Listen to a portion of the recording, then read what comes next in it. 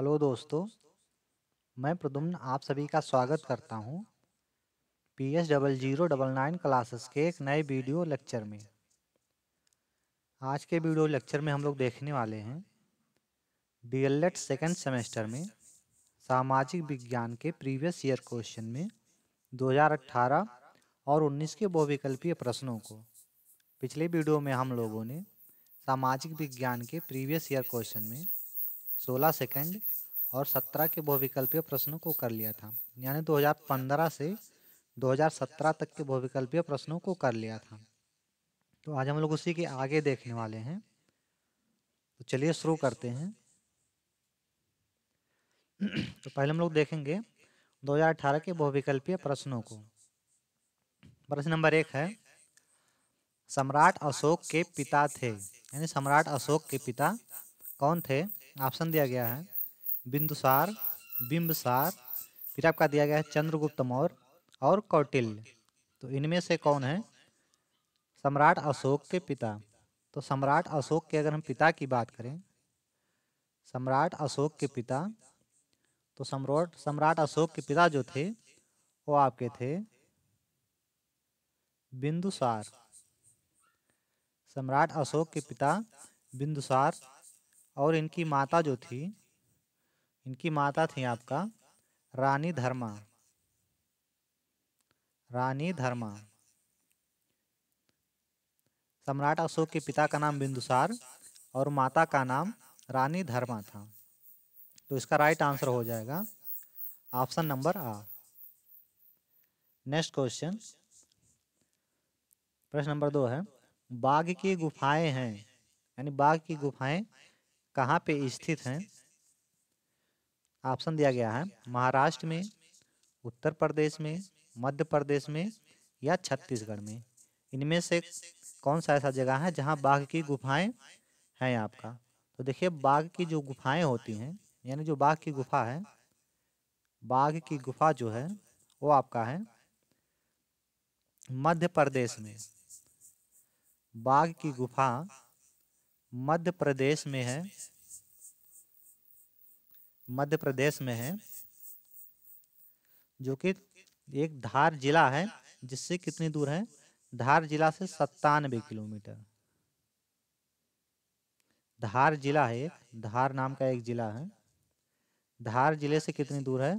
तो 97 किलोमीटर की दूरी पर, 97 किलोमीटर की दूरी पर विंध्य पर्वत के दक्षिण ढलान पर है। विंध्य पर्वत के, विंध्य पर्वत के, विंध्य पर्वत के दक्षिणी ढलान पर है। विंध्य पर्वत के दक्षिणी ढलान पर है, दक्षिणी ढलान पर है, ढलान पर है। और ये इंदौर और बड़ोदरा के बीच में बागनी नदी के किनारे है। यानी कहाँ है, किसके किसके बीच में है? तो इंदौर, इंदौर और आपका है बड़ोदरा। इंदौर और बड़ोदरा के बीच में है, बीच में बघनी नदी है, उसी के किनारे है। नदी का नाम है, जिस नदी के किनारे है उसका नाम आपका है, नाम है आपका बाघनी। बाघनी नदी के किनारे है। तो इस प्रश्न का राइट आंसर होगा आपका मध्य प्रदेश, ऑप्शन नंबर 7। अगला क्वेश्चन दिया गया है, प्रश्न नंबर 3 है, मुद्रा राक्षस के नाटक हैं। ऑप्शन दिया गया है शूद्रक, विशाखदत्त, कालिदास या भारवी। तो देखिए, मुद्रा राक्षस की अगर हम लोग बात करें, तो मुद्रा राक्षस जो है क्या है? एक संस्कृत का ऐतिहासिक नाटक है। संस्कृत का ऐतिहासिक नाटक है।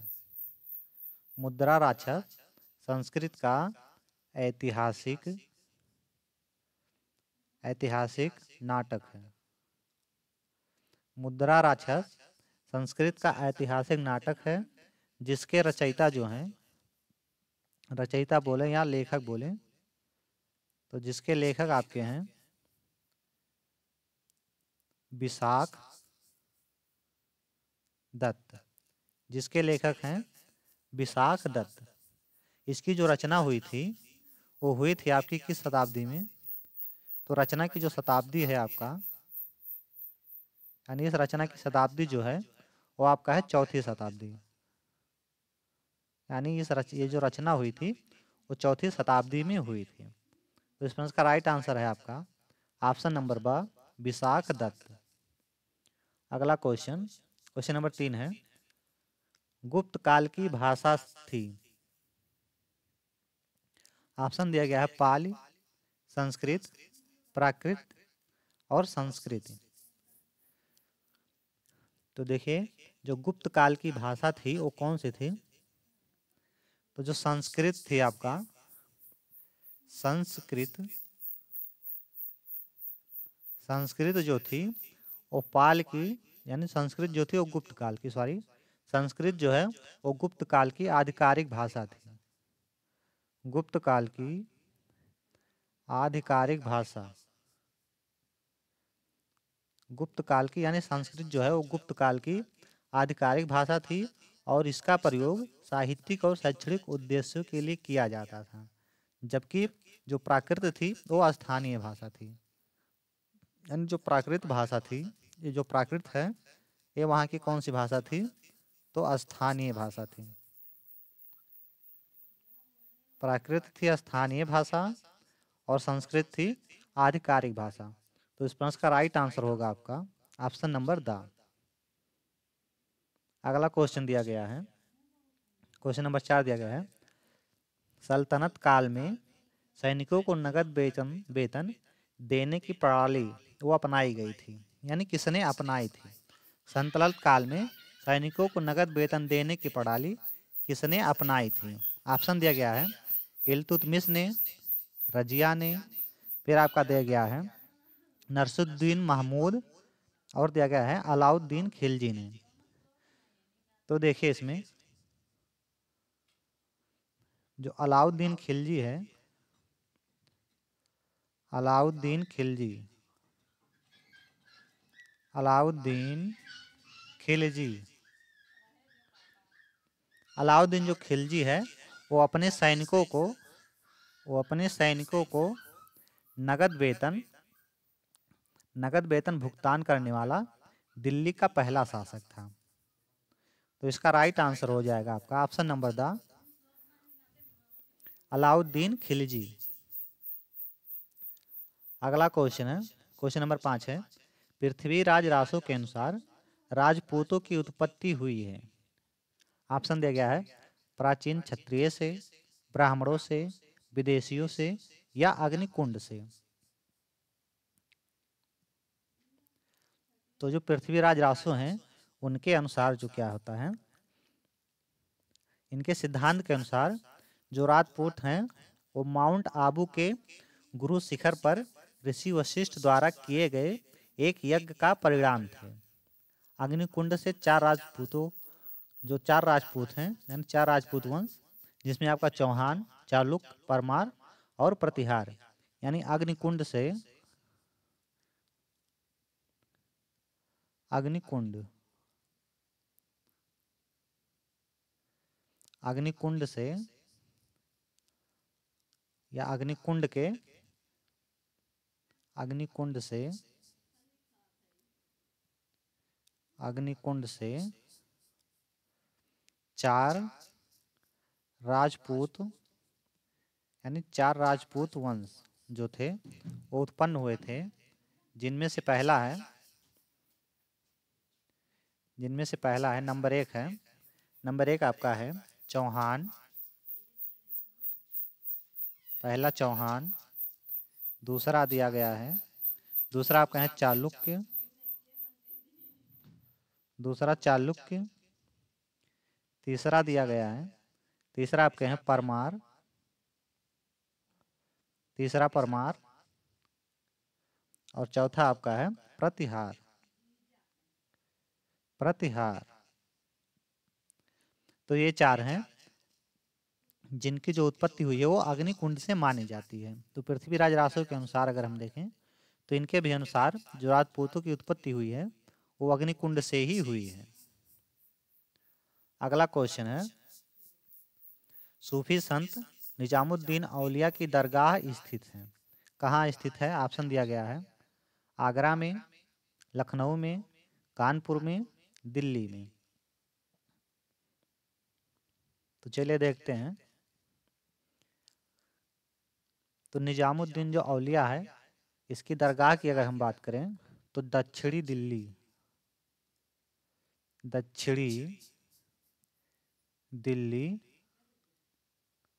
दक्षिणी दिल्ली में स्थित निजामुद्दीन औलिया का मकबरा है।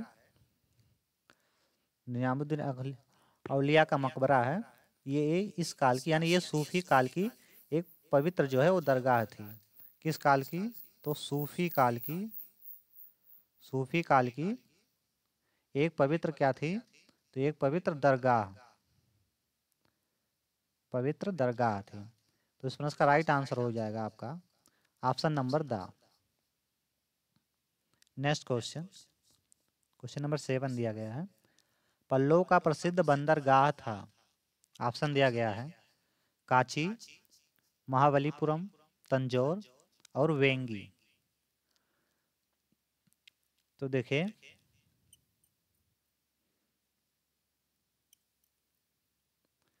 तो महाबलीपुरम जो है महाबलीपुरम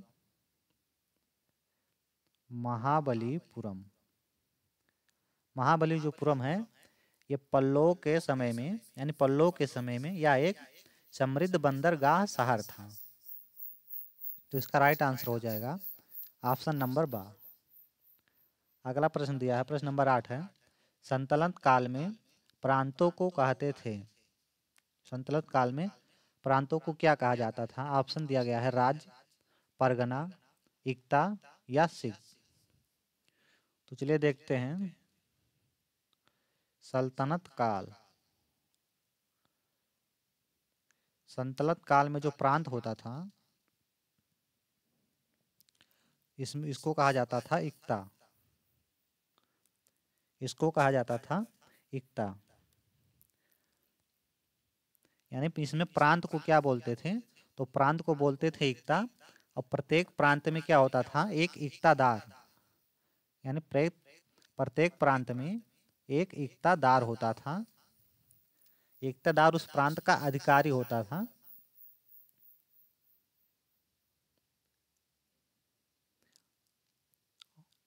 ये जो इक्तादार होता था ये इस प्रांत का क्या होता था? एक अधिकारी होता था।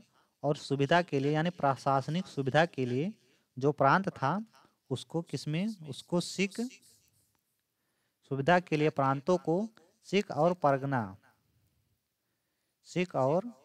परगना या हम लोग जिला बोल सकते हैं।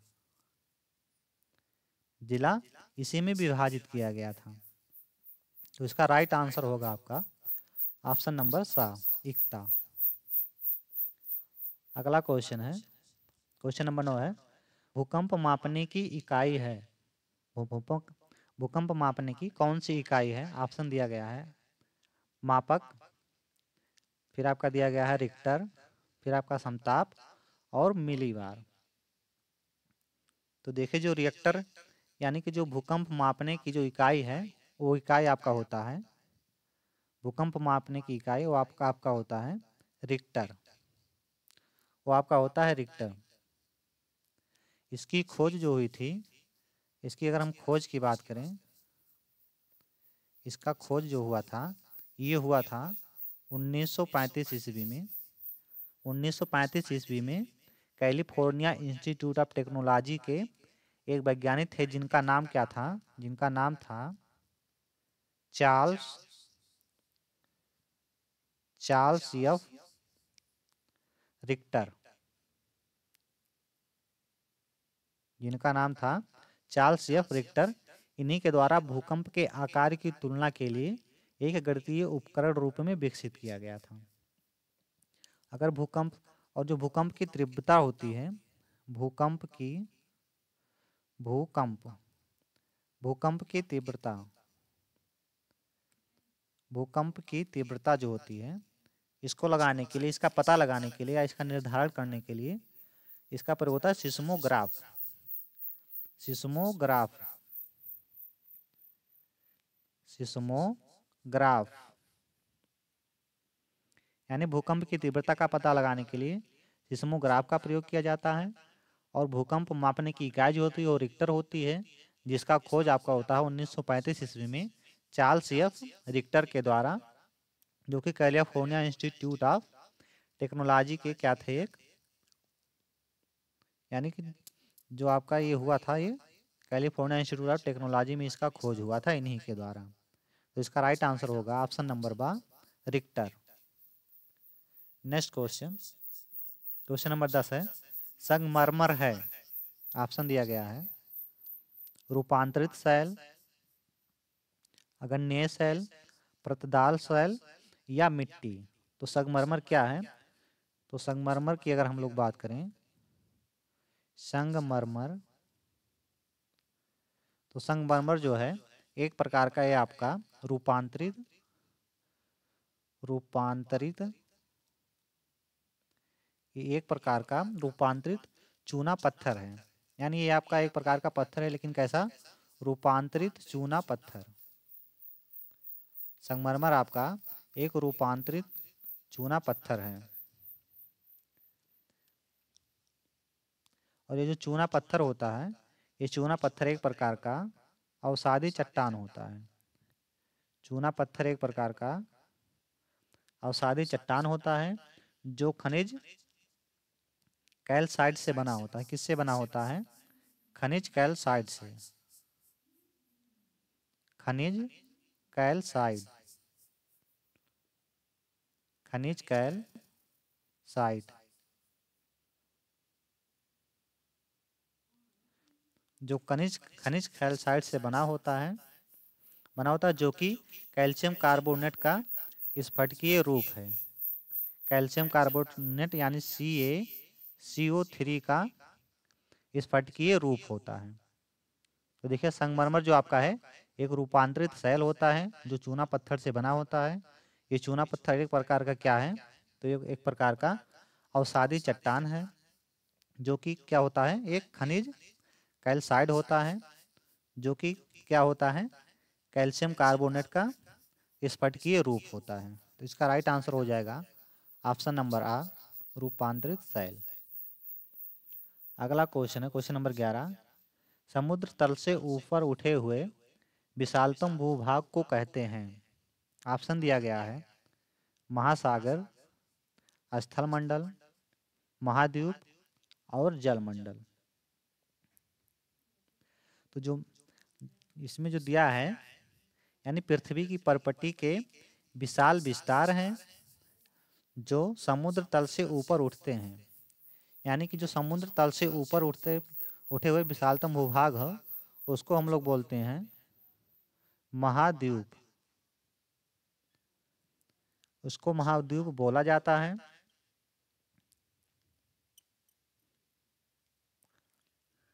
पृथ्वी पर जो होते हैं, अगर हम पृथ्वी पर महाद्वीप की बात करें तो पृथ्वी पर टोटल महाद्वीपों की संख्या कितनी है? पृथ्वी पर टोटल महाद्वीप कितने होते हैं? तो टोटल महाद्वीप होते हैं वो आपके हैं टोटल महाद्वीप 7। यानी महाद्वीपों की संख्या टोटल कितना है? 7 है, जिनमें से पहला आपका है, पहला है अफ्रीका, पहला आपका है अफ्रीका महाद्वीप। दूसरा आपका दिया गया है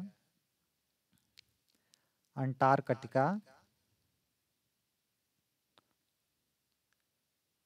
अंटार्कटिका दूसरा दिया गया अंटार्कटिका। नंबर 3 है एशिया, नंबर 3 एशिया, एशिया महाद्वीप जिसमें भारत स्थित है। चौथा है हमारा ऑस्ट्रेलिया, चौथा ऑस्ट्रेलिया महाद्वीप। पांचवा है यूरोप, पांचवा यूरोप, छठा है उत्तरी अमेरिका,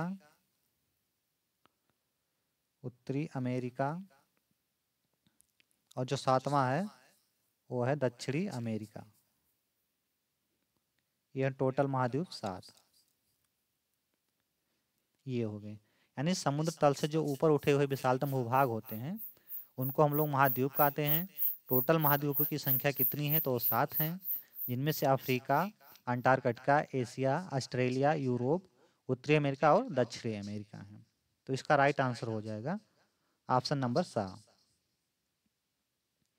अगला क्वेश्चन है, क्वेश्चन नंबर 12 है, सबसे बड़ा महासागर है, सबसे बड़ा महासागर कौन है? हिंद महासागर, प्रशांत महासागर, लाल सागर या काला सागर? तो देखिए, अगर हम सबसे बड़ा सागर की बात करें, सबसे बड़ा सागर, सबसे बड़ा सागर होता है जो, वो आपका है प्रशांत। सबसे बड़ा सागर है प्रशांत महासागर। सबसे बड़ा सागर प्रशांत महासागर। और सबसे छोटा महासागर, सबसे छोटा महासागर, तो सबसे छोटा महासागर है आर्कटिक। सबसे छोटा महासागर आर्कटिक महासागर। सबसे बड़ा प्रशांत महासागर, सबसे छोटा आर्कटिक महासागर। प्रशांत महासागर जो है वो आपका उत्तर में उत्तरी ध्रुव से लेकर दक्षिण में दक्षिणी ध्रुव तक, दक्षिणी महासागर तक फैला है।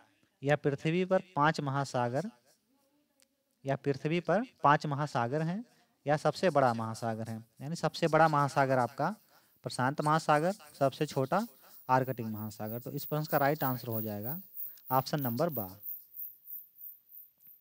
अगला क्वेश्चन है, भारतीय संविधान में नीति निर्देशक तत्वों को किस देश के संविधान से ग्रहण किया गया है? ऑप्शन दिया गया है फ्रांस, ब्रिटेन, आयरलैंड और रूस। तो किस देश के संविधान से ग्रहण किया गया है ये? तो देखिए, राज्य के जो नीति निर्देशक तत्व हैं, राज्य के नीति निर्देशक तत्व हम शॉर्ट में इसको लिखते हैं, जिसको इंग्लिश में बोलते हैं DPSP. DPSP, direct principle of state policy. DPSP, तो डीपीएसपी जो होता है इसकी प्रेरणा लिया गया है, कहाँ से लिया गया है? तो आयरलैंड से। आयरलैंड से, यानी किस देश के संविधान से लिया गया है? तो ये लिया गया है आयरलैंड के संविधान से। और हमारे संविधान में अगर इसमें हम देखें, हमारे संविधान में ये रखा गया है भाग 4 के अनुच्छेद में, अनुच्छेद 36 से 51 तक। यानी ये जो डीपीएसपी है, नीति निर्देशक तत्व जो हैं, direct principle of state policy, जिसको हम बोलते हैं राज्य के नीति निर्देशक तत्व, ये लिया गया है आयरलैंड के संविधान से। और भारतीय संविधान में यह भाग 4 के अनुच्छेद 36 से 51 तक है। तो इसका राइट आंसर हो जाएगा ऑप्शन नंबर 7। अगला क्वेश्चन दिया गया है 14 नंबर है, निजी और सार्वजनिक दोनों क्षेत्रों का सह अस्तित्व पाया जाता है। यानी सह अस्तित्व पाया जाता है, कहाँ पाया जाता है? साम्यवादी अर्थव्यवस्था में, मिश्रित अर्थव्यवस्था में, समाजवादी अर्थव्यवस्था में, या पूंजीवादी अर्थव्यवस्था में। तो किस में पाया जाता है? तो देखिए, जिसमें सार्वजनिक क्षेत्र, जिसमें सरकारी उद्यमी होते हैं, और निजी क्षेत्र, जिसमें निजी उद्यमी होते हैं, एक दूसरे के साथ सह-अस्तित्व में होते हैं, तो वो आपका होता है मिश्रित अर्थव्यवस्था। मिश्रित अर्थव्यवस्था, यानी जो मिश्रित अर्थव्यवस्था होता है, मिश्रित अर्थव्यवस्था जो होता है उसमें क्या होता है? सार्वजनिक क्षेत्र और निजी क्षेत्र के जो उद्यमी होते हैं वो एक दूसरे के साथ सह अस्तित्व में होते हैं। तो इसका राइट आंसर हो जाएगा ऑप्शन नंबर 12। अगला क्वेश्चन यहाँ से हमारा स्टार्ट होता है 2019 के बहुविकल्पीय प्रश्न। प्रश्न नंबर 1 है, कृष्णदेव राय के दरबार में अष्टदिग्गज थे। तो अष्टदिग्गज कौन थे? ऑप्शन दिया गया है 8 मंत्री, 8 तेलुगु कवि, फिर दिया गया 8 महान सेनापति या 8 परामर्शदाता। तो देखिए जो अष्टदिग्गज थे ये विजयनगर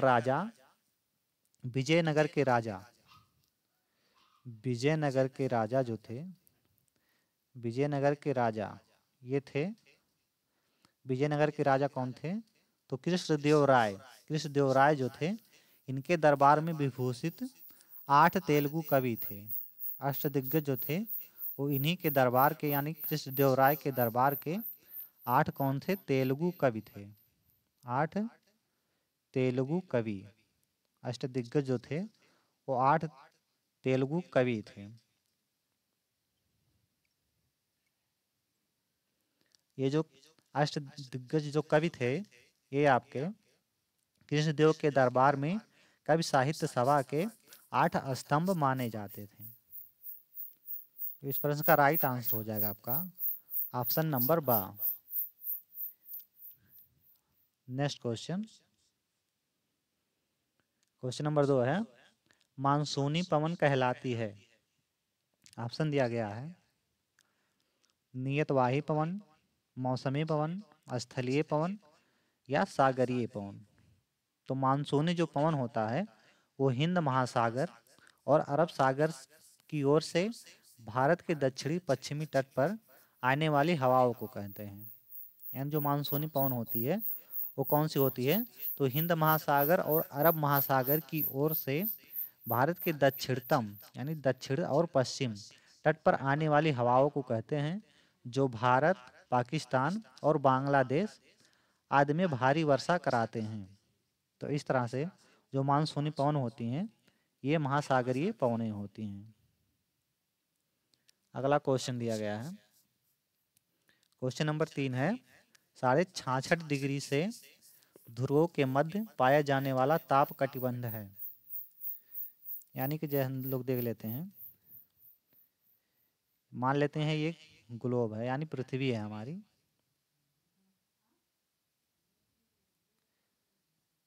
यह है पृथ्वी,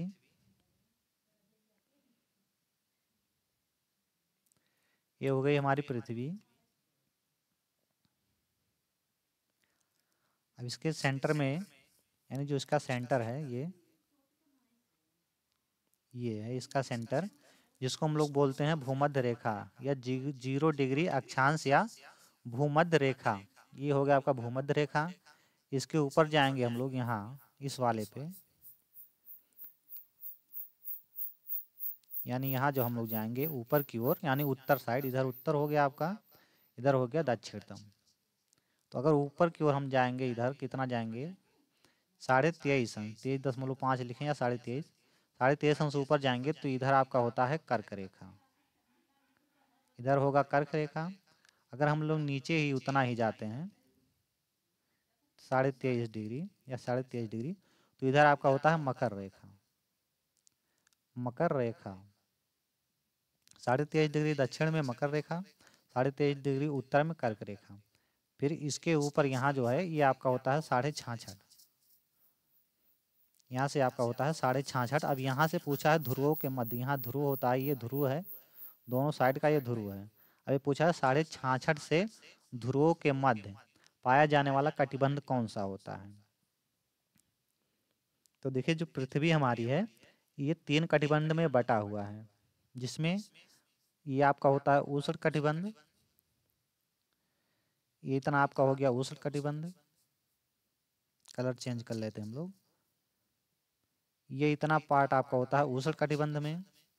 फिर ये इतना जो पार्ट होता है ये इतना, यहाँ से ये इतना जो आपका होता है ये आपका होता है शीतोष्ण कटिबंध, यानी इसमें शीत भी पड़ती है और गर्मी दोनों होती है। तो ये आपका होता है शीतोष्ण कटिबंध, ये वाला भाग इतना ऊपर नीचे दोनों।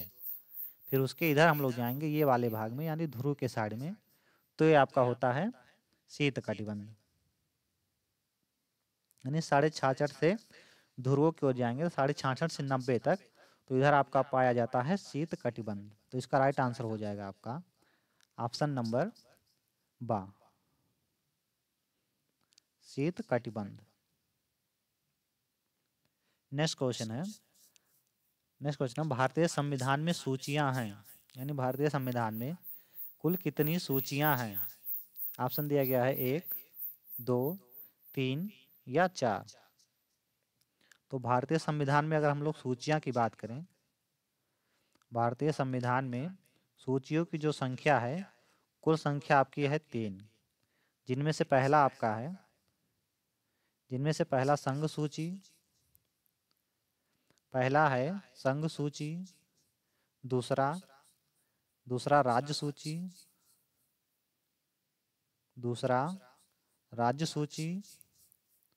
और तीसरा है समवर्ती सूची।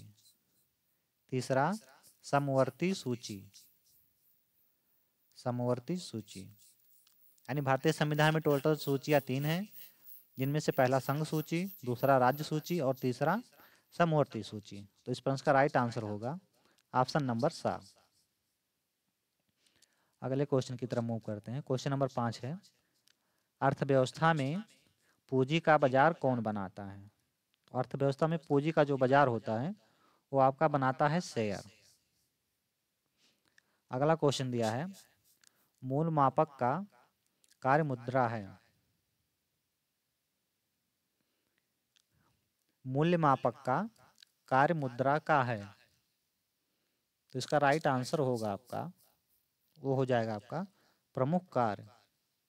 यानी मूल्य मापक जो है ये मुद्रा का प्रमुख कार्य होता है। ये क्वेश्चन थोड़ा मिसप्रिंट हुआ है। मूल्य मापक जो होता है ये मुद्रा का प्रमुख कार्य होता है। अगला क्वेश्चन देखते हैं। क्वेश्चन नंबर 7 दिया है, संविधान सभा की प्रारूप समिति के अध्यक्ष कौन थे? ऑप्शन दिया गया है डॉक्टर राजेंद्र प्रसाद, भीमराव अंबेडकर, सरदार वल्लभ भाई पटेल और पंडित जवाहरलाल नेहरू। तो देखिए, जो ये संविधान सभा की समितियां थीं, ये जो समिति है इसमें टोटल जो है वो टोटल 7 सदस्य थे। टोटल सदस्य कितने थे? तो टोटल इसमें थे 7 सदस्य, जिसमें जो प्रारूप समिति था, ये जिसका जो विचार है प्रारूप समिति का विचार, ये आयरलैंड के संविधान से लिया गया था। प्रारूप समिति का विचार कहाँ से लिया गया था? तो आपका लिया गया था आयरलैंड से। आयरलैंड से लिया गया था, जिसके अध्यक्ष थे, यानी कि प्रारूप समिति जो है जिसके अध्यक्ष जो थे वो आपके थे डॉक्टर भीमराव अंबेडकर। डॉक्टर भीमराव अंबेडकर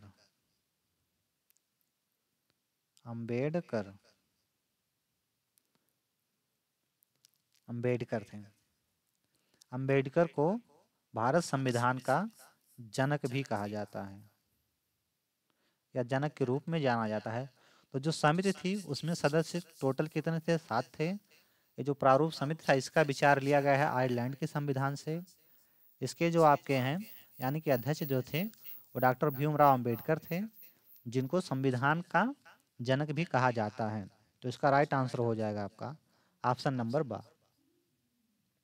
अगला क्वेश्चन दिया है 8 नंबर, वायुमंडल में सबसे अधिक किस गैस की मात्रा है? ऑप्शन दिया गया है कार्बन, नाइट्रोजन, ऑक्सीजन और हाइड्रोजन। तो वायुमंडल में जो गैसों का संगठन है, यानी वायुमंडल में गैसों की मात्रा हम लोग देखते हैं। वायुमंडल में गैसों की मात्रा, वायुमंडल में गैसों की मात्रा, वायुमंडल में गैसों की मात्रा। तो नाइट्रोजन को अगर हम लोग देखें,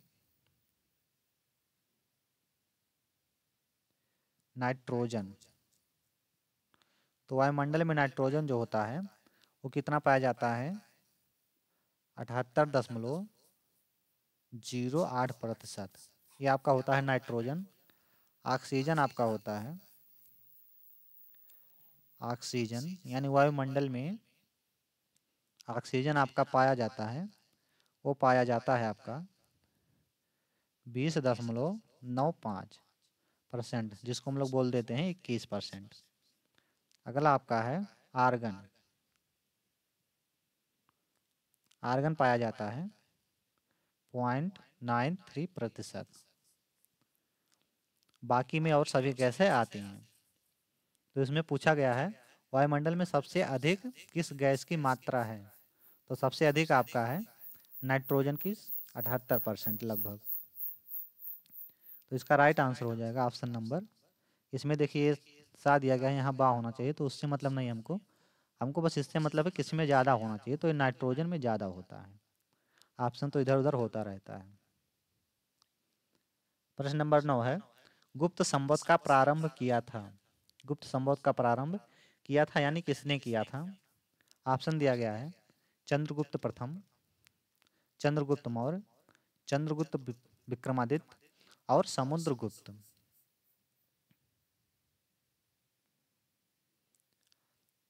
तो देखिए गुप्त संवत का जो प्रारंभ है ये आपका जो चलवाया गया था यानी जो प्रारंभ किया था वो आपके किए थे चंद्रगुप्त प्रथम। चंद्रगुप्त प्रथम। चंद्रगुप्त प्रथम ने अपने शासनकाल में एक नया संवत चलाया जिसे क्या कहा जाता है, जिसको गुप्त संवत कहा जाता है, जिसे गुप्त संवत कहा जाता है।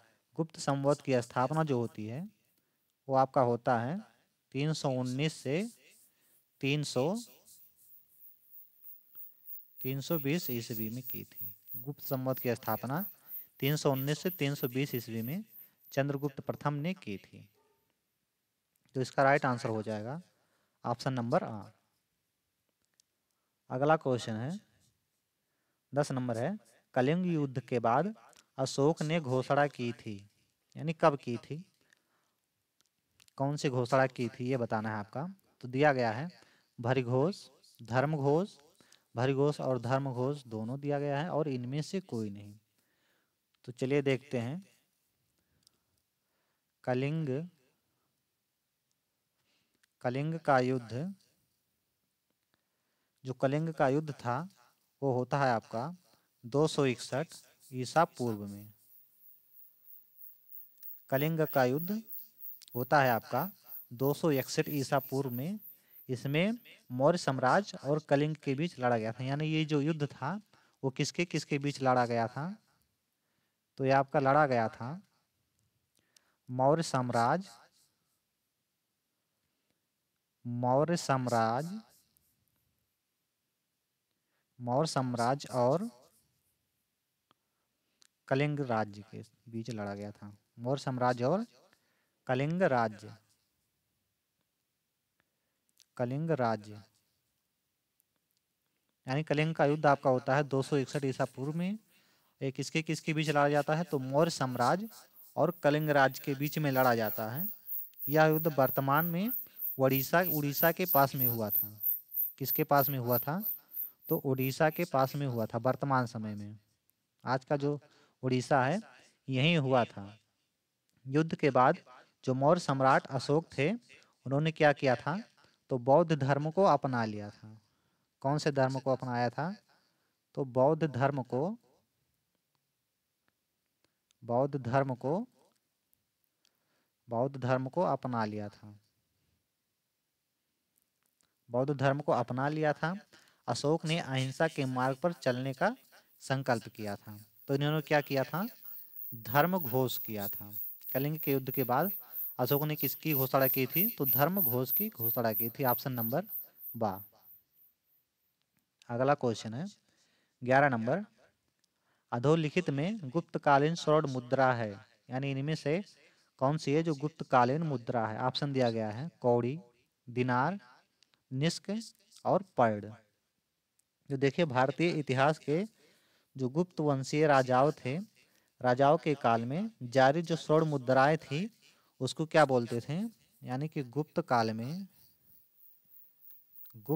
में गुप्तकालीन लिखो, गुप्तकालीन स्वर्ण मुद्रा, गुप्तकालीन स्वर्ण मुद्रा,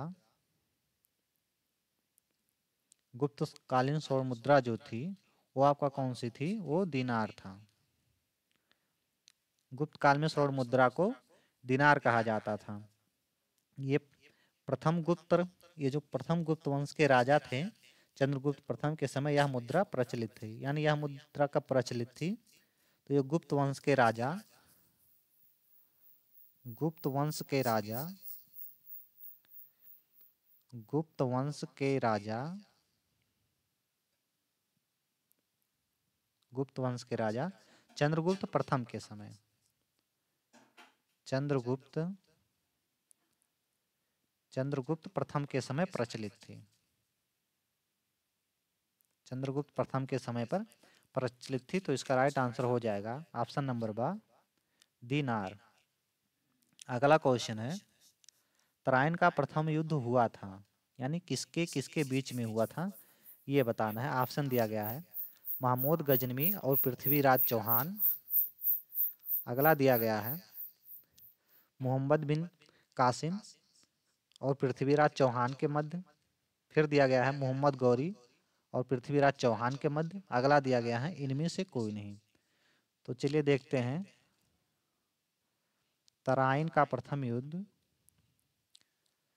तराइन का प्रथम युद्ध, तराइन का प्रथम युद्ध 1191 ईस्वी में, 1191 ईस्वी में तराइन के मैदान में लड़ा गया था। तराइन के मैदान में लड़ा गया था। यह हिंदू जो है, यह युद्ध हिंदू राजपूत राजा, हिंदू के राजपूत जो राजा थे पृथ्वीराज चौहान, यह युद्ध जो है वो हिंदू राजपूत राजा पृथ्वीराज चौहान और भारत पर हमला करने वाले मुस्लिम आक्रमणकारी, कौन था वो? शहाबुद्दीन, शहाबुद्दीन मोहम्मद गौरी, शहाबुद्दीन मोहम्मद गौरी, शहाबुद्दीन मोहम्मद गौरी, शहाबुद्दीन मोहम्मद गौरी के मध्य हुआ था। यानी तराइन का प्रथम युद्ध 1191 ईस्वी में तराई के मैदान में आपका पृथ्वीराज चौहान और मोहम्मद गौरी के बीच में हुआ था। इस युद्ध में जो है मोहम्मद गौरी को करारी हार हुई और उसकी सेना भाग खड़ी हुई। यानी इस युद्ध में हारा कौन था? तो ये मोहम्मद गौरी ही हारा था। तो इस प्रश्न का राइट आंसर होगा पृथ्वीराज चौहान और मोहम्मद गौरी, यानी कि मोहम्मद गौरी और पृथ्वीराज चौहान, ऑप्शन नंबर सा। अगला क्वेश्चन दिया गया है, दिलवाड़ा का जैन मंदिर स्थित है, कहाँ पे स्थित है? ऑप्शन दिया गया है मध्य प्रदेश, राजस्थान में, उत्तर प्रदेश में या गुजरात में। तो देखिए दिलवाड़ा का जो जैन मंदिर है, या इसको हम लोग बोलते हैं देववाड़ा, यानी दिलवाड़ा का को ही हम लोग देववाड़ा बोलते हैं। ये 5 मंदिरों का एक समूह है। यानी जो दिलवाड़ा है ये आपका 5 मंदिरों का एक समूह है, 5 मंदिरों का समूह है, 5 मंदिरों का समूह। दिलवाड़ा जो है ये 5 मंदिरों का एक समूह है। यह राजस्थान के, ये जो मंदिर है वो कहाँ है? तो आपका मंदिर जो है वो राजस्थान के, राजस्थान के, राजस्थान के जोधपुर, जोधपुर के निकट सिरोही जिले, सिरोही जिले में निकट, सिरोही जिला है एक, सिरोही जिले के माउंट आबू नगर में स्थित है। कहाँ स्थित है? माउंट आबू, माउंट आबू नगर में स्थित है। ये मंदिर जो है उज्जैन मंदिर कला का उत्कृष्ट उदाहरण है। यानी ये जो है ये कौन से मंदिर का? तो जैन मंदिर का। जैन मंदिर वास्तुकला का एक उत्कृष्ट उदाहरण है। तो दिलवाड़ा जो है ये 5 मंदिरों का समूह है जो राजस्थान के जोधपुर के सिरोही जिले में स्थित है। सिरोही जिले के माउंट आबू में स्थित है, जो कि आपका जैन मंदिर वास्तुकला का एक उत्कृष्ट उदाहरण है। तो इसका राइट आंसर हो जाएगा आपका राजस्थान। नेक्स्ट क्वेश्चन, पल्लव के प्रसिद्ध रथ मंदिर किस स्थान पर निर्मित है? ऑप्शन दिया गया है कांची, बंगी, महाबलीपुरम और तंजौर। तो देखिए, जो पल्लव के प्रसिद्ध रथ मंदिर हैं वो आपका है महाबलीपुरम में। यानी कि जो प्रसिद्ध मंदिर है ये कहाँ है आपका? तो ये है महाबलीपुरम। महाबलीपुरम महाबलीपुरम पल्लव के जो राजा ने यानी पल्लव राजाओं ने देवताओं के आवास के लिए 7वीं और 8वीं शताब्दी में कई जो है वो मंदिर के कई जो है वो पत्थर के मंदिरों का निर्माण करवाया था। उनमें से सबसे प्रसिद्ध जो है वो चेन्नई से 65 किलोमीटर की दूर पर स्थित महाबलीपुरम में है, जिसका नाम है वो 7 रथ मंदिर। ये आपका है, यही है। तो इसका राइट आंसर हो जाएगा आपका ऑप्शन नंबर बा महाबलीपुरम। अगला क्वेश्चन और इस वीडियो का लास्ट क्वेश्चन, क्वेश्चन नंबर 15 है, गीत गोविंद के रचयिता हैं। ऑप्शन दिया गया है जयदेव, जायसी, अमीर खुसरो या इनमें से कोई नहीं। तो गीत गोविंद जो है, गीत गोविंद जिसको हम लोग संस्कृत में बोलते हैं गीत गोविंदम, 12वीं सदी में हिंदू कवि जयदेव द्वारा रचित एक रचना है। तो गीत गोविंद आपका किस शताब्दी में लिखी गई? तो ये 12वीं शताब्दी में लिखी गई। किसके द्वारा लिखी गई? तो ये हिंदू कवि थे जिनका नाम क्या था? जयदेव। यानी 12वीं शताब्दी में जयदेव के द्वारा गीत गोविंद लिखा गया था। इसमें राधा कृष्णा और वृंदावन की गोपियों, गाय चराने वाली महिला के बीच संबंधों का वर्णन किया गया है। गीत गोविंद को 12 अध्यायों में व्यवस्थित किया गया है। यानी गीत गोविंद में कितने अध्याय हैं? तो 12 अध्याय हैं। अध्यायों की संख्या कितनी है? तो 12 अध्याय हैं गीत गोविंद में। यानी गीत गोविंद में 12 अध्याय हैं। 12वीं शताब्दी में जयदेव के द्वारा लिखा गया था। इसका राइट आंसर हो जाएगा आपका ऑप्शन नंबर आ। आज की वीडियो हमारी यहीं समाप्त होती है। अगर हमारी वीडियो आपको पसंद आई हो तो चैनल को सब्सक्राइब करें और अपने दोस्तों के साथ शेयर करें। यदि आप क्लास का PDF चाहते हैं तो लास्ट वीडियो में जब हम लोग 2015 से 2022 तक के बहुविकल्पीय प्रश्नों को कर लेंगे तो आपको लास्ट वाले वीडियो में पूरे क्लास का PDF एक साथ मिलेगा। तब तक के लिए जय हिंद।